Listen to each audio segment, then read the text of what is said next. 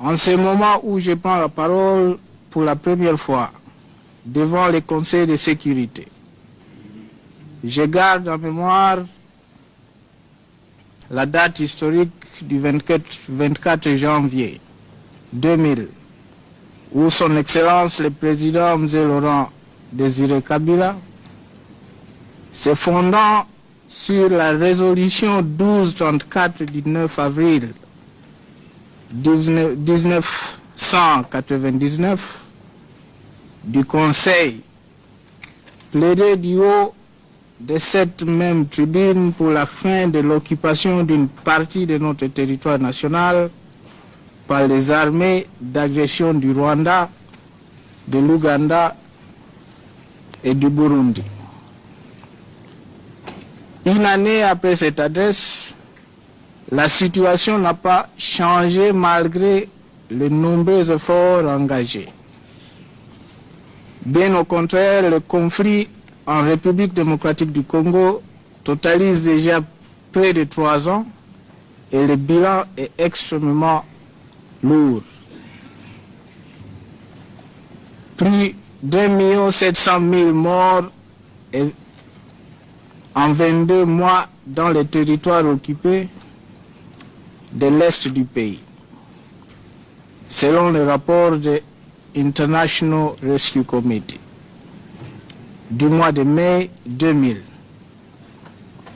Ce chiffre est nettement sous-évalué d'une part parce qu'il n'intègre pas les victimes survenues depuis le mois de mai 2000 et du fait de la poursuite de la guerre d'agression jusqu'à ce jour d'autre part.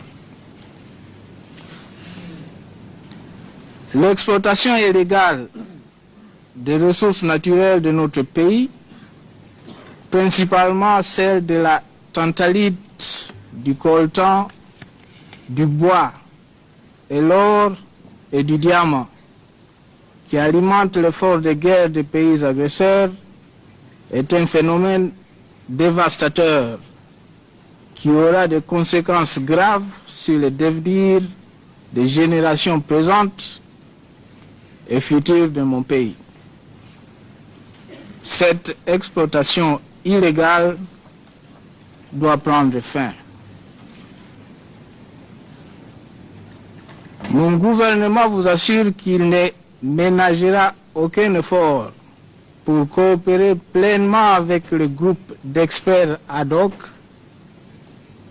composé d'éminentes personnalités au savoir et à la compétence éprouvée et internationalement reconnue. Nous leur réitérons notre confiance et notre soutien le plus total.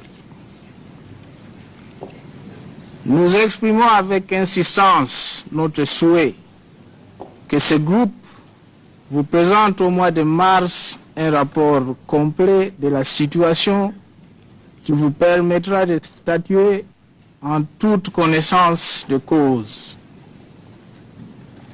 Ce rapport, nous le voulons juste, équitable et même d'établir la vérité sur ce dramatique pillage de ressources naturelles